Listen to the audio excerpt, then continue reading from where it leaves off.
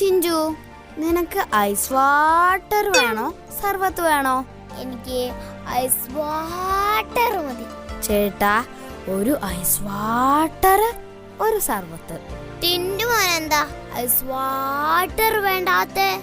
ഓ, നമുക്ക് സർബത്ത് മതി. നീ ഐസ് വാട്ടർ കുടിച്ചോ, എനിക്കതാ സന്തോഷം.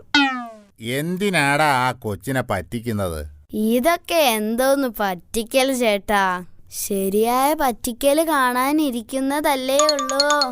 അതെന്താടാ അങ്ങനെയൊരു പറ്റിക്കൽ? ഇപ്പൊ കാണിച്ചു തരാം. എന്റെ കയ്യിൽ കാശില്ല, പറ്റിച്ചേ പറ്റിച്ചേ.